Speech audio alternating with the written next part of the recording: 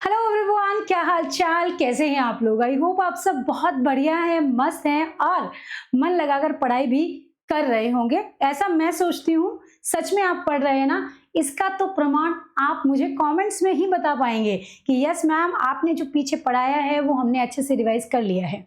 बच्चों, नीट 2027 को यदि क्रैक करना है और अच्छी रैंक लानी है तो बेसिक कॉन्सेप्ट को अभी से कवर करते हुए चलो। अब से आपके पास केवल 10 महीने हैं और समय कब बीत जाता है पता ही नहीं चलता, बस फिर रह जाता है अफसोस। वो रिग्रेट ना हो, इससे अच्छा है कि समय रहते ही हम मेहनत शुरू कर दें। तो चलिए शुरू करते हैं। मैं पूनम प्रजापत, आपकी केमिस्ट्री एजुकेटर और आपके अपने चैनल केमिस्ट्री विद पूनम पर आप सभी का स्वागत करती हूँ। तो चलिए शुरू करते हैं बिना किसी देरी के।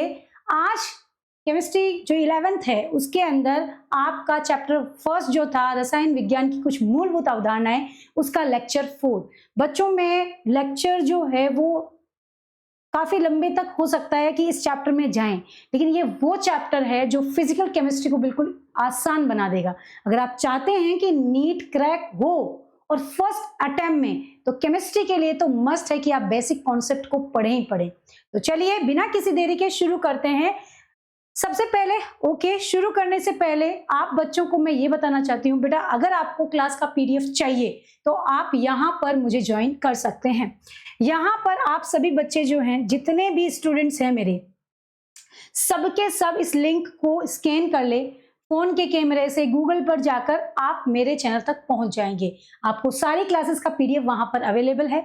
अगर आपको और भी कोई हेल्प चाहिए तो आप वहां पर मैसेज कर सकते हैं। ओके, चलो डन। अब बढ़ती हूँ आगे।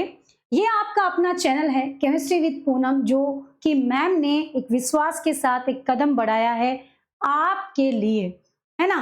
तो आप बच्चों का प्यार और सपोर्ट कितना है ये तो आपके जुड़ने से ही पता चलेगा। तो प्लीज सारे बच्चों को एक शेयर कीजिए, जोड़िए अपने साथ, इस फैमिली को बड़ा बनाइए। ये आपका अपना परिवार है। यहाँ पर मैम आपके लिए 24/7 खड़ी है। सो प्लीज जितना हो सकता है चैनल को शेयर करो दोस्तों के साथ, ताकि आप और हम मिलकर यहाँ पर हर सब्जेक्ट के बारे में नॉलेज ले सकें और केमिस्ट्री को बेहतर बना सकें।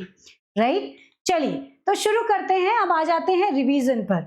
हमने अब तक क्या पढ़ा है और हमने अब तक क्या नहीं पढ़ा है, ये भी हमें जानना जरूरी है। राइट बच्चों, अगर मैं बात करूं तो पीछे जो है अब तक हमने सिंपल अगर मैं बात करूं तो 3 लेक्चर्स को कवर कर लिया है।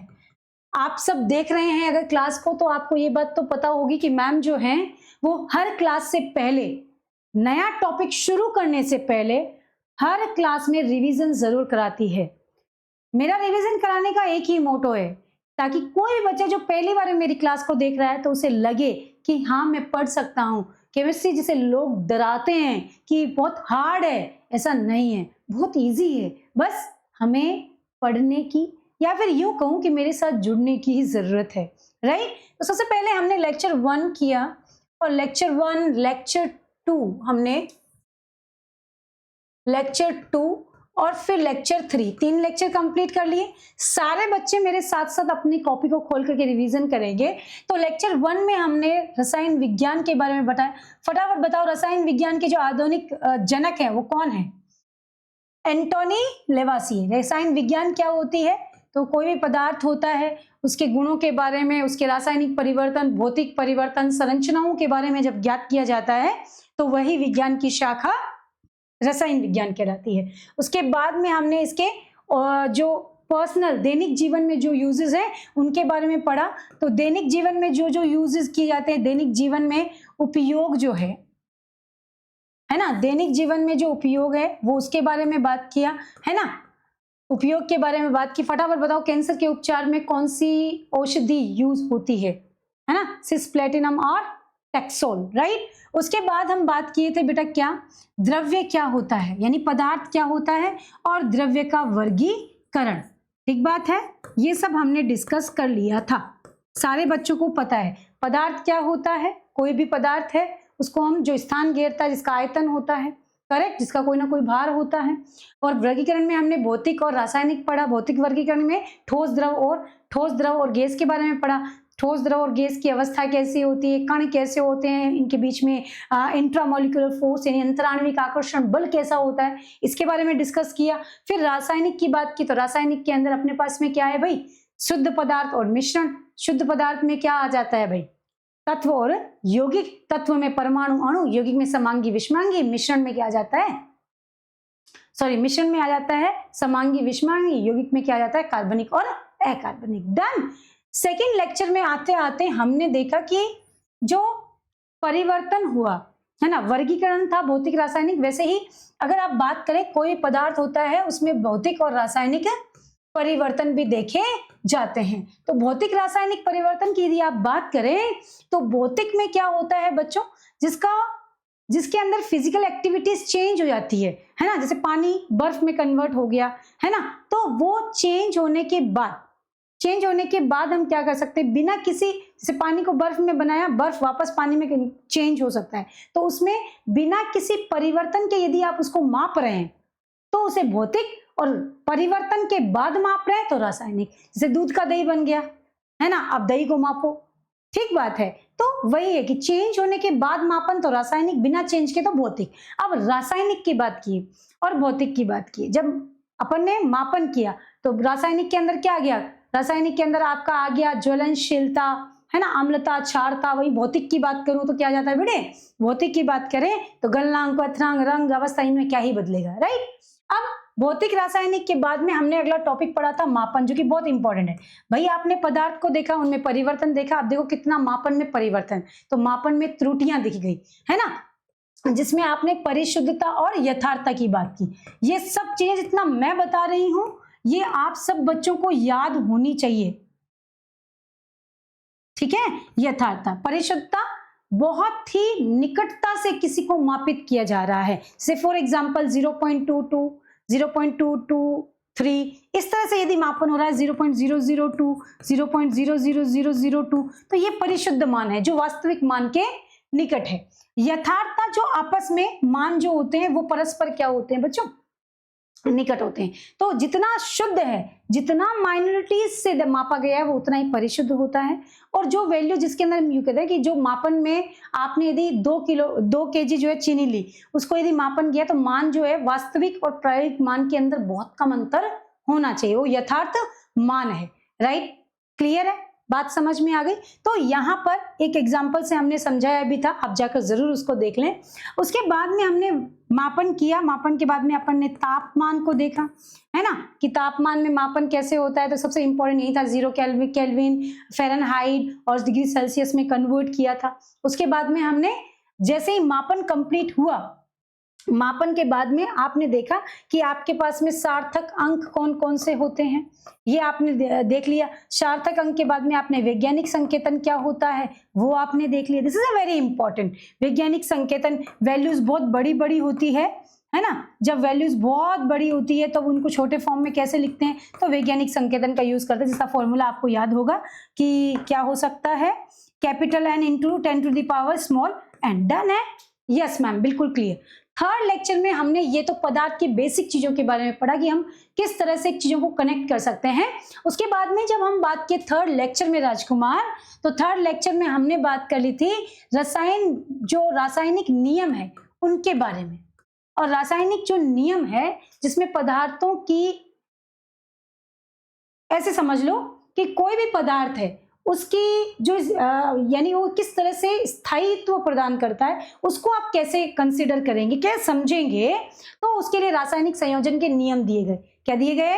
नियम 5 थे, जिसमें से हमने द्रव्यमान संरक्षण पढ़ लिया था, यस मैम, और हमने क्या पढ़ लिया था बेटा, स्थिर अनुपात का नियम, संरक्षण का नियम, जिसमें पदार्थ को ना तो नष्ट किया जा सकता है ना ही बनाया जा सकता है, और उसके बाद में स्थिर अनुपात का नियम। क्लियर है?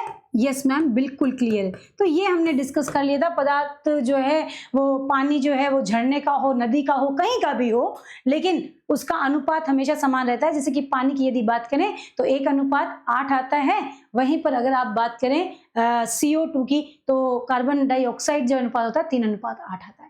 तो ये बेसिक चीजें थी जो हमने यहाँ पर डिस्कस कर ली थी। आई होप आप सबको ये सब चीजें क्लियर हो चुकी है, सारे बच्चों को ये 3 लेक्चर्स बिल्कुल रिवाइज हो चुके हैं। अब आ जाते हैं हम अपने टॉपिक पर, जिसमें आज हम पढ़ने वाले हैं राजकुमार गुणित अनुपात का नियम, गेलुसेक और अवोगाद्रो नियम। This is a most important rules. यहाँ से नीट 2027 में क्वेश्चन पूछा ही पूछा जाएगा, चाहे आप कुछ भी कर लें, है ना। पढ़ने की इच्छा है या ना है, ये तो बच्चों अभी आपको लगता है ना।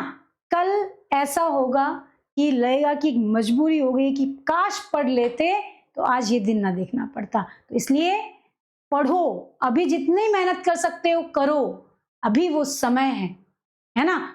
और समय बीतने के बाद यदि कोई कार्य किया जाता है तो उसकी कोई वैल्यू नहीं होती है, राइट। चलिए शुरू करते हैं। सबसे पहले हम बात करते हैं गुणित अनुपात का नियम। आप इनका नाम बताइए, कौन है भाई? गुणित अनुपात का नियम जिसने दिया था वो कौन व्यक्ति है ना। चलिए, गुणित अनुपात में केवल ये कहा गया है कि पदार्थ जब आपस में संयोग करते हैं तो यदि एक पदार्थ की मात्रा को आप या द्रव्यमान को स्थिर कर दें तो दूसरा जो पदार्थ उसके साथ जुड़ा हुआ है वो एक निश्चित अनुपात में या सरल गुणांक के रूप में जो दिखाई देता है, राइट। चलिए जी, तो शुरू करते हैं फटाफट। ओ क्या बात है, 2 या 2 से अधिक। अच्छा, जॉन डाल्टन। गुणित अनुपात के नियम किसने दिया था? जॉन डाल्टन ने दिया था। ये कहते हैं कि जब, जैसे परिभाषा मैंने बोल के बता ही दी अभी आपको, कि जब 2 या 1 से अधिक यौगिक जब आपस में बनते हैं तो एक तत्व का द्रव्यमान, राइट, एक तत्व का द्रव्यमान जैसे कार्बन और ऑक्सीजन है, ठीक है। अब कार्बन ऑक्सीजन आपके पास में है तो कार्बन और ऑक्सीजन को आपने क्या किया भाई, साथ में इधर CO लिख दिया, इधर CO2 लिख दिया, है ना। तो कार्बन कितना, एक ही है यहाँ, कार्बन 12, ऑक्सीजन कितना है यहाँ पर, कितना 16, यहाँ कितना है 32। तो ये 1:1 आया ना। कार्बन कितना आया, कार्बन की वैल्यू कितनी है 1:1, तो ऑक्सीजन की कितनी आ रही है 1:2। तो एक सरल गुणांक है ना इसका। तो ऐसे ही कहा गया कि अगर एक तत्व का द्रव्यमान जो है वो दूसरे तत्व के एक निश्चित द्रव्यमान के साथ संयोजित जब होता है तो छोटी पूर्ण संख्याओं के अनुपात में होता है। दिख रहा है सबको? यस मैम, है ना, समझ में आ गया होगा। तो सिंपल सा फॉर्मूला है, सिंपल सी थ्योरी है। अगर आप अच्छे से इस बात को नोट डाउन करें तो आप जान जाएंगे कि गुणित अनुपात का नियम हार्ड नहीं है, बहुत इजी है। एक तत्व के द्रव्यमान को यदि स्थिर रखकर उसको दूसरे तत्व के द्रव्यमान के साथ जोड़ा जाए तो दूसरे तत्व का मान जो है वो सदैव पहले के सरल गुणांक के बराबर होता है। एक स्थिर, दूसरे को इसके साथ जोड़ा तो इसका द्रव्यमान इसके सरल गुणांक होता है। वाओ, कितना इजी है ना। बताओ कमेंट सेक्शन में फटाफट। चल शुरू करते हैं। ओ ये तो हमने यहाँ देख ही लिया था, है ना। आ गया ना 12 और 16 और 32, ये तो हम पहले ही कर चुके हैं मैडम, ये तो हमको आता है। तो 12, 16 और 32 कितना आया 1:1 इक्वल टू 1/1, 1:2 सरल गुणांक है इसका। क्लियर है। आइए एक एग्जांपल और ले लेते हैं। चलिए भाई कि उदाहरण से समझते हैं। क्या समझते हैं भाई एग्जांपल से? आइए सब बच्चे थोड़ा ध्यान से समझेंगे तभी मजा है। आइए, जैसे फॉर एग्जांपल आपके पास में नाइट्रस ऑक्साइड है, this is NO, N2O, NO या N2O2, N2O3, N2O4 और N2O5। देखो बच्चों, नाइट्रोजन जो है वो फिक्स्ड है, नाइट्रोजन का अनुपात फिक्स है और ऑक्सीजन का चेकआउट। जल्दी से देखो, नाइट्रोजन के लिए कितना है 14, सब में N2 है तो 14, 14, 14, 14, 14। ठीक। ऑक्सीजन की बात करें तो, ऑक्सीजन की बात करूं तो ऑक्सीजन 16, 32, 48, 64 और 80। सही है? Yes ma'am. आइए जरा थोड़ा सा एक नजर इनके अनुपातों पर, 1:1, 1:1, 1:1, ये सरल अनुपात है। आइए इसका चेकआउट करते हैं। इसका कितना आ रहा है भाई साहब, जल्दी से बताओ। 1:2:3:4:5। ये इसका क्या है? एक सरल अनुपात है। हाँ या ना? बोलो राजकुमार है। ये इसका क्या है? सरल अनुपात है। एकदम क्लियर? यस मैम, एकदम क्लियर। Okay done. चलिए अब बढ़ती हूं आगे। अगला आता है गेलुसेक का नियम। नाम से स्पष्ट है, क्या है? गे मतलब गैस होता है कि नहीं होता है? गे मतलब क्या होता है भाई साहब? गैस। अब तुम कहीं और नहीं चले जाना है, तुम्हारी बुद्धि बहुत काम करती है राजकुमार है, पढ़ाई पे ही ध्यान दें, कृपा करें। ठीक बात? गे का मतलब गैस। तो ये गेलुसेक ने क्या कहा कि मैं अपने नाम से ही काम करूंगा, है ना? खुद का नाम करना होगा तो कुछ तो गंवाना पड़ेगा, तो अपने नाम के साथ ही खेल लिया। कहा कि मेरा नाम है गेलुसेक, तो मैं दूंगा गैसों का नियम कि गैसें जो होती है परस्पर एक निश्चित अनुपात में ही संयोग करती है, या एक सरल अनुपात में ही संयोग करती है। जब गैसें एक दूसरे से प्रतिक्रिया करती है तो उनका आयतन जो होता है एक ऐसे आयतन में करती है जिसका एक दूसरे से या उत्पादों के आयतन से पूर्णांक अनुपात होता है। 1.5, 2.5, 2/3, 1/4 ऐसा नहीं होगा। पूर्णांक 1, 2, 3, 4, 5, 6, 7 ऐसा होगा। क्लियर है? तो कह रहा है पूर्णांक के रूप में ही काम होगा, बस शर्त है कि प्रतिक्रिया करने वाली गैसों और उनके उत्पादों का जो तापमान है वो दबाव स्थिर रहे। क्लियर है? कहना क्या चाह रहे हैं कि बस शर्त है कि प्रतिक्रिया करने वाली गैसें और उनके उत्पादों का जो तापमान है और जो दाब है वो बिल्कुल क्या होना चाहिए? स्थिर। ऐसे नहीं कि एक का तापमान बढ़ा दिया और एक का दाब बढ़ा दिया, तो गैसें जब आपस में जुड़ेगी तो उनका अनुपात एक या आयतन जो है वो सरल आयतन पूर्णांक नहीं हो सकता है। ध्यान दें इस बात पर। क्यों?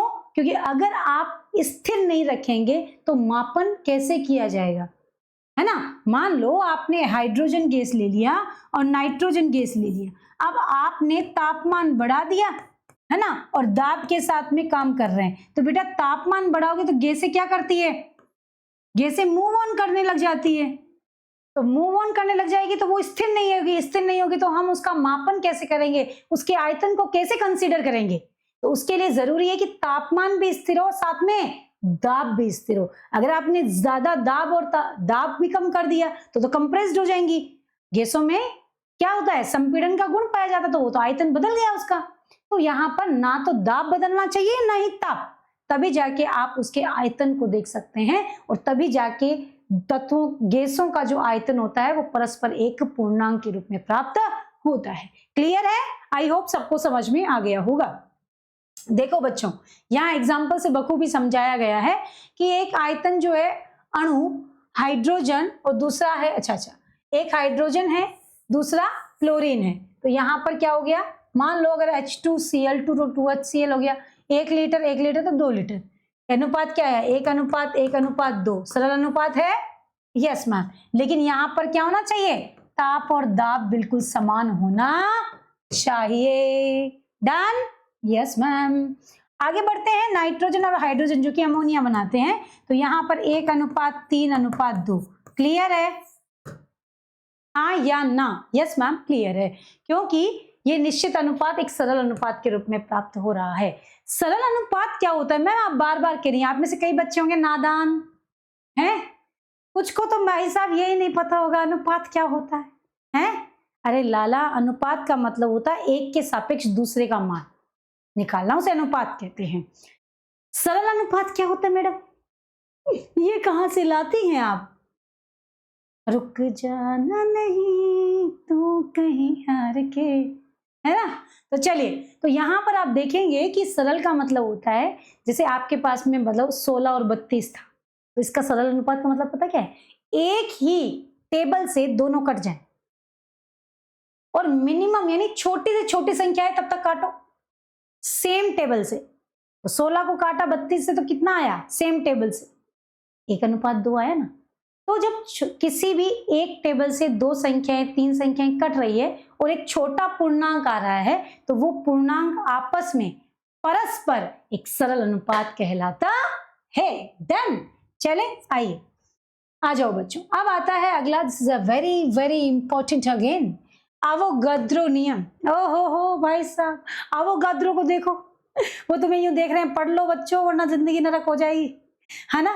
और तुम ये सोच रहे हो कि ये तो मर गए और हमें मार गए, है ना। हर बच्चा सोचता है, लेकिन जो बच्चे डॉक्टर बन चुके हैं, एक जर्नी होती है ना बच्चों। कई बच्चे सोचते हैं कि डॉक्टर बनना इतना आसान नहीं, 10-12 साल की एक जर्नी है। ऑफ कोर्स कोई भी चीज आसान नहीं होती है। अगर आप रियल लाइफ में भी देखोगे तो पेरेंट्स को देखो या उनके पेरेंट्स अपने दादा दादी को देखो, जीवन आसान नहीं था। उन्होंने कैसे खेतों में काम किया, किस तरह से अनाज को उगाना, फिर उसकी कटाई बुआई, फिर घर में लाना, फिर उसकी रखवाली, है ना, कहीं उसमें जो है वो कहीं पे कीड़े मकोड़े ना लग जाएं, तो इसका भी रख रखाव अलग ही संघर्ष था। आज आपका अलग संघर्ष है, उसमें पढ़ाई नहीं थी। अब आपको लगता है, मैं कह रही हूँ ओवरऑल अगर सबके संघर्ष को देखा जाए तो पढ़ना थोड़ा इजी है। आप आज भी फिर भी आसानी से बैठकर अपने कमरे में लैपटॉप आगे लेकर पढ़ाई कर रहे हैं, पर आपसे पहले जो थे, हमारे पास ही नहीं था, इतनी सुविधाएं नहीं थी, है ना। कहाँ मोबाइल था ही नहीं, तो क्या हमने पढ़ाई नहीं की। तो हर व्यक्ति की लाइफ में कुछ ना कुछ तो कमी होती है। उस कमी को अपना पावर बनाओ, रो मत उसको लेकर कि अरे मैम हमारे पास तो ये नहीं है, फलाने जी के पास ये है। अरे दूसरों को देख के नहीं, खुद को देख के जियो कि हम में कितनी काबिलियत है। और हर व्यक्ति में कुछ ना कुछ कमी होती है बेटे, और अपनी कमी को अपना पावर बना लोगे, उस दिन तुम जिंदगी को जीत जाओगे। तो कोशिश करो कि मैं खुद कितना कर सकता हूँ, आउट ऑफ बायोन जाकर के आपको वो मेहनत करनी है, तभी जाके सारे सपने साकार होंगे। चले, तो ये वही कह रहा है, देखो इसकी आंखें और तुम्हारी आंखें सेम दिखती है, आ जाओ। तो अवोगाद्रो क्या कह रहा है भाई कि एक ही ताप और दाब पर सभी गैसों के समान आयतन में अणुओं की संख्या समान होती है। कोई भी गैस है, कोई भी अणु है, कोई भी परमाणु है, उसमें जो भी तत्व है, कण है, उनकी मात्राएं निश्चित होती है। अवोगाद्रो नियम अणुओं के लिए बेसिकली दिया गया था कि किसी भी पदार्थ में अणुओं का जो अनुपात होता है, जो मात्रा होती है, वो सदैव निश्चित होती है। अवोगाद्रो नियम से वो याद होगा ना, अवोगाद्रो ने कहा कि किसी भी तत्व में जो कणों की संख्या है वो निश्चित है, यानी कि एक मोल पदार्थ किसी का भी हो, चाहे उसका भार 12 हो, 14 हो, 18 हो, 20 हो, 25 हो, है ना, यूरेनियम 235 ही क्यों ना हो, अगर उसका एक मोल लिया जाएगा तो उस एक मोल में कणों की संख्या 6.022 इंटू 10⁻23 ही होगी। यही इस आदमी ने एक अद्भुत क्या किया, आविष्कार किया था। तो यही बात यहां पर है कि अवोगाद्रो ने कहा कि अणुओं की संख्या सदैव समान होती है एक निश्चित आयतन में। अवोगाद्रो की परिकल्पना पर कहा गया, लेकिन बाद में जब प्रयोगों द्वारा इसका परीक्षण किया गया तो अवोगाद्रो का सिद्धांत कहा जाने लगा। अब इसे अवोगाद्रो का नियम भी कहते हैं। महत्वपूर्ण बात इसमें क्या है कि गैस जो होती है 1 ग्राम अणुभार में अणुओं की संख्या समान होती है, अतः इस संख्या को अवोगाद्रो संख्या कहते हैं। मैंने अभी बताया आपको कि किसी भी पदार्थ का एक मोल जिसमें परमाणुओं अणुओं की संख्या सदैव निश्चित होती है 6.022 इंटू 10⁻23। डन। संख्या का मान विभिन्न विधियों, ये रहा, इसे n से रिप्रेजेंट किया जाता है। एक मोल में मान सदैव स्थिर होता है, भार कुछ भी हो सकता है। फॉर एग्जाम्पल अगर मैं कार्बन, नाइट्रोजन, ऑक्सीजन की बात करूं तो भार जो है वो 12, 14 और 16 है, लेकिन इनका एक मोल यदि मैं लूं, सबका एक मोल लूं, एक मोल में अणुओं की संख्या में देखूं तो ऑलवेज क्या होगी, इक्वल 6.022 इंटू 10⁻23। राजकुमार यहाँ पर जो है वो 3 भी कर सकते हैं, बिकॉज यहाँ पर वैल्यू जो है वो 6 आती है, तो 6 5 से ज्यादा है तो यहाँ एक एड ऑन हो जाता है, 6.023 इंटू 10⁻23 भी आप लिख सकते हैं। It's all about right. Done. चलें, यस मैम, ओके। चलिए आइए, अब एग्जांपल्स तो थोड़ा देखना ही पड़ेगा। देखो कार्बन की 12 है, एक मोल में 12 ग्राम है, लेकिन कणों की संख्या फिक्स्ड है। वहीं पर जल का अणु लो, एक मोल में 18 ग्राम जल है, लेकिन 18 ग्राम में अणुओं की संख्या, ओ बिल्कुल करेक्ट, बात तो समझ में आ गई होगी। सबको क्लियर है? किसी को कोई प्रॉब्लम तो नहीं, कोई समस्या नहीं? ओके चलो भाई, 34 ग्राम NH3 में मौजूद परमाणुओं की कुल संख्या बताइए। चले, सबसे पहले NH3 जो है उसका आणविक द्रव्यमान कितना होता है? कितना होता है भाई? इसको आप 1 मोल मान लो भाई, कोई दिक्कत नहीं है। कितना होता है NH3 में? 17 ग्राम। और 17 ग्राम में कितनी भाई अणुओं की संख्या कितनी होती है? कितनी होती है बात बताओ भाई। 6.022 इंटू 10⁻23। तो एक में कितनी होगी? 6.022 इंटू 10⁻23 अपॉन कितना भाई? 34 था क्या? हाँ 34 था ना। हाँ 34। चलो भाई 34 लिखो, मैं तो एक क्यों कह रही हूं, है ना, बट्टे 17 इंटू 34, इसकी वैल्यू आएगी 12.044। डन। अब ये कह रहे हैं कि एक NH3 का जो अणु है उसमें कितने परमाणु है? ये परमाणु पूछ रहा है राजकुमार। कितने परमाणु है? 4। तो 34 जो ग्राम अणु है उसमें परमाणु कितने होंगे? 4 गुना कितने आपके पास कुल परमाणुओं की संख्या कितनी है? 12.044। तो 48 पॉइंट समथिंग कुछ आना है। हाँ समथिंग, ठीक है, no issue. Into 10⁻23। Done. Clear है भाई? बिल्कुल ma'am, yes. Done done done done. चले भाई, ये एकदम क्लियर हुआ सबका। तो ऐसे ही न्यूमेरिकल्स आपको आने चाहिए। नीट में तो ऐसे ही प्रश्न आएंगे भाई, जितना हो सकता है। अगर आपको ऐसे ही प्रैक्टिस क्वेश्चंस भी चाहिए सो आप मेरे टेलीग्राम पे जुड़ सकते हैं। मैं आपको वहां पर PDF भी शेयर करती हूँ, ऐसे बहुत सारे क्वेश्चंस भी मैं आपको शेयर करती रहती हूँ। ओके, इसका ओवरऑल सॉल्यूशन भी यहाँ दिया गया है, कोई बड़ी बात नहीं है। चलिए बच्चों, तो रासायनिक संयोजन के नियम आज कंप्लीट हो गए हैं। नेक्स्ट टॉपिक जो है उसमें अपन जो है मोल कॉन्सेप्ट को कंसीडर करेंगे। तो उससे पहले आप बच्चे जो है यहाँ टेलीग्राम पे जरूर जुड़ जाएं। अगर आपको ये PDF चाहिए तो प्लीज जाके स्कैन कीजिए। साथ ही आप मेरे साथ मुझे इंस्टा पे भी पर्सनली फॉलो कर सकते हैं और फेसबुक पर भी आप मुझे फॉलो कर सकते हैं। जाके चेकआउट करो, फॉलो करो और ज्यादा से ज्यादा शेयर करो, ताकि सारे इंफॉर्मेशन, सारे अपडेट जो कि नीट 2027 को टारगेट कर रहे हैं आपको यहीं पर मिलेंगे। मिलते हैं फिर, तब तक खुश रहिए, मस्त रहिए, पढ़ते रहिए। बाय बाय, टेक केयर, जय हिंद।